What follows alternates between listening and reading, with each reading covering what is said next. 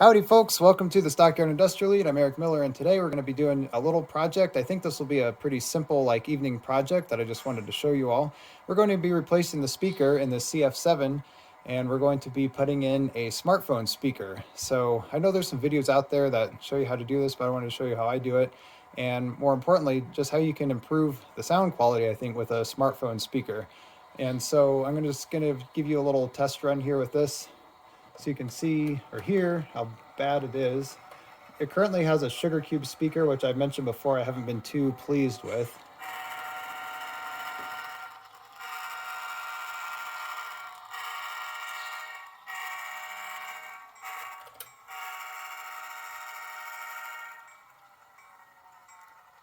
And so you can kind of hear it gets very staticky in there. So we're gonna replace that. All right, so let's head over to the workbench, crack open the shell, and I'll show you what we've got.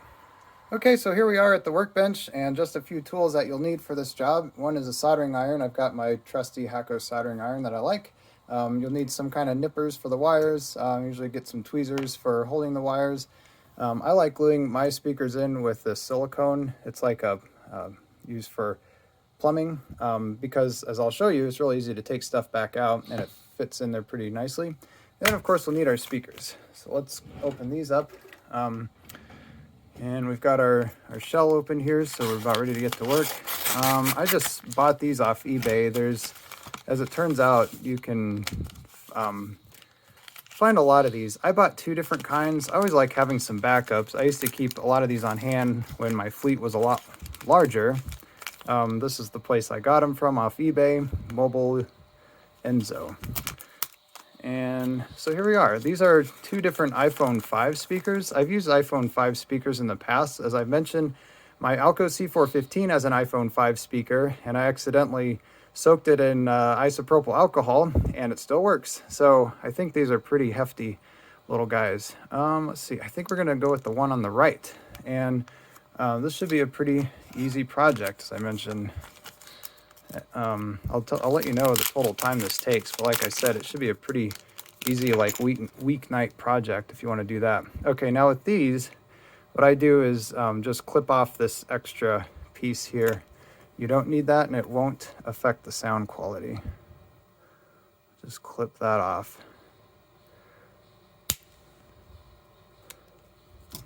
Okay. See, it's just plastic. So now all you're left is the speaker, and basically the sound is going to come out of here. This is the spot. One thing I like about the kind of older smartphones, if you will, like the iPhone 5s, they had simpler speakers, so I think they're a little bit easier to work with. Nowadays, like I've got a Google Pixel, it's a little tricky how the sound comes out through the glass or something like that, so that might be a little harder. But anyways, like I said, I've used these before, so I feel really confident about it.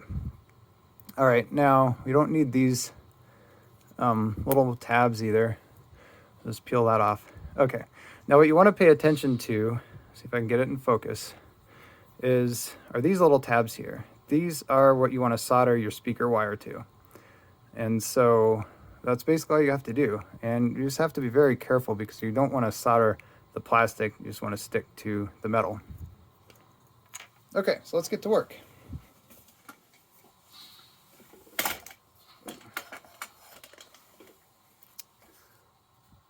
All right, so the first thing we're going to do is obviously take out our old speaker, and if you can see it in there, it's right there. I've put it up in the cab. I try to keep things off above the decoder area in the hood, and there's a nice little gap above the rear truck here that I like to use for the current keeper. That has a capacitor that keeps the locomotive running through any gaps in the track or if anything's dirty or whatnot. And so I found the cab is a good spot for a speaker. I honestly can't see it in there. I'm not one to put a huge amount of cab detail in a locomotive because I care more about the operations performance.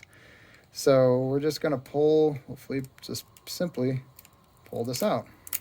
And try not to get the lights. I'd like them to stay in there. It is kind of integrated though in the lights. So let's see if we can do this.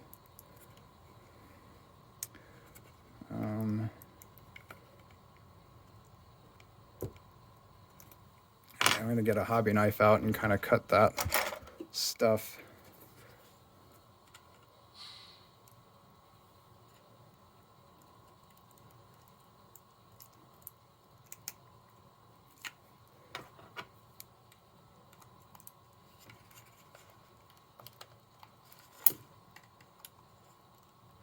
Oops.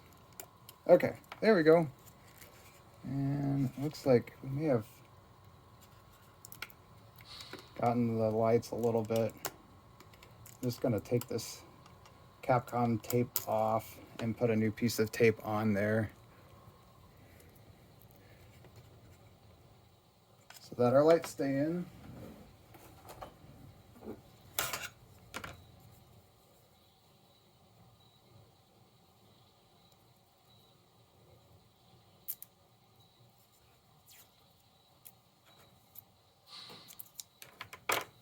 Okay, and then one note about the silicone that I use, it does require a little bit of drying time, but I think, as I'll show you, you can start running with it pretty much right away after you put it on here. And actually, I kind of like, you know, putting the shell back on and making sure that nothing's in the way, because the worst thing is that you put something in there and you let it dry, and then the shell won't go back on. You have to adjust it. Okay, so here's our sugar cube speaker. Basically what we're going to do is just clip these wires. Actually, I'm just going to solder them off so that way I don't have to redo the metal points. So I don't know, I just haven't had real good experience with sugar cube speakers. I don't know why. This is like probably the third or fourth one I've had that, like, the sound just after a while gets shot. And maybe I'm buying them with too small, maybe they're too small speakers and have too low of amps or something like that. But anyways, this is what we're going to discard. And then use these wires. Now, if you're just doing a new install, you don't have a current speaker, then you just need a couple of wires that you'll solder onto wherever you connect the speakers to in your sound decoder. But luckily we've got these speakers already, so this will work. And I'm going to get some solder. I like to use a 6040 rosin core solder. Used to buy this at Radio Shack. Haven't run out yet, so we'll figure out a new source since Radio Shack's not open anymore. Okay, now where did our speaker go? Our new speaker. All right. So this is the kind of tricky part. We have to very carefully solder onto these little tiny tabs. So let's see if you can see down here how we're going to do it. And all right, get this close to the locomotive. Now with speakers, it usually doesn't matter which wire goes where. It's going to work either way. Unlike LEDs, which you have to actually have the correct wire to work. Now, one thing you have to be careful of when you're soldering is you don't want to get too close to this, because this is usually magnetic and will then attach to your soldering iron, which isn't good. But I'm going to try to coat these tabs with solder a little bit so they will just stick on there. And like I said, try not to get to the plastic. Okay. Now these should come on really easily. I'm going to face them away from the center, if that makes sense. So I don't think I got a really good joint there. Okay, I'm using my tweezers so my fingers don't get burned.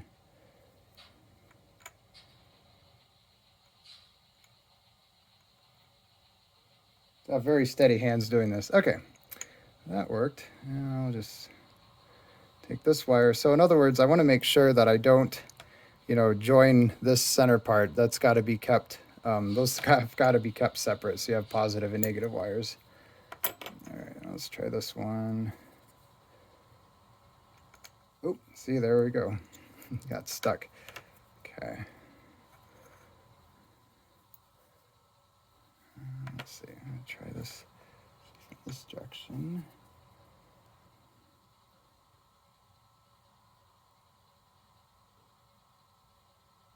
Okay. And it's always a good idea to kind of tug on the wires a little bit to make sure it's pretty pretty safe, not going anywhere. I like the connection. I'm gonna improve that just a little bit.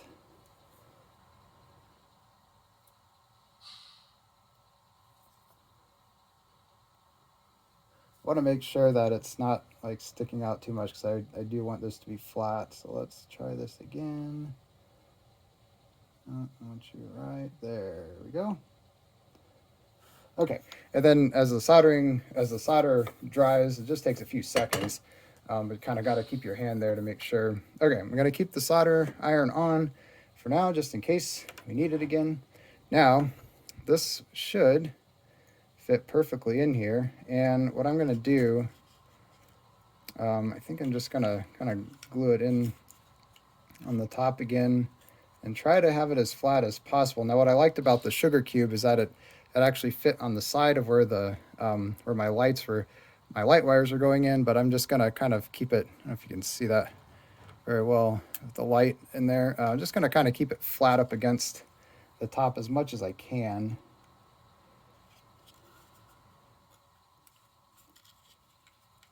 It's always good to do a test fit before you glue it.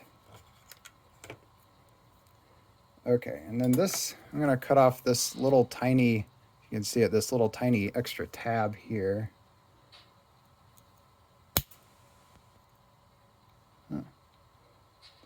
Metal inside there. Okay. All right, now we're just gonna take some of this silicone and just squirt a little bit in there.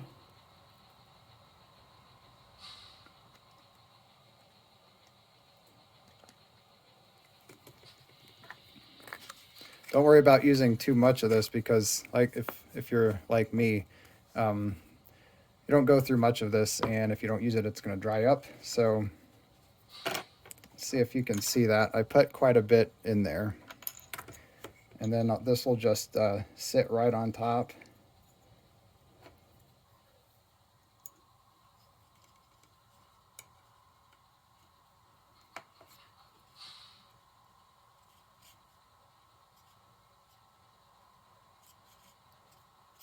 Okay, I just kind of firmly pressed it in there. You can see that it's sitting in there right now. I got this little plastic tab that's kind of in the way. That shouldn't be a big deal though. I think it'll still sound a lot better. And yeah, let's see, we'll just kind of press it there. And then now let's take it to the track and test it out before we put the locomotive back together. Here we go, a quick basic test of this. Sounds pretty good to me. Let's try the horn. Yeah, that's much better. It sounds a little bit louder. It's clear and more crisp. I think this will work perfectly. Okay, let's put the shell back on and we'll give it the real test. All right, we got the shell back on, so we're ready to give it the full test and see how it sounds in the shell.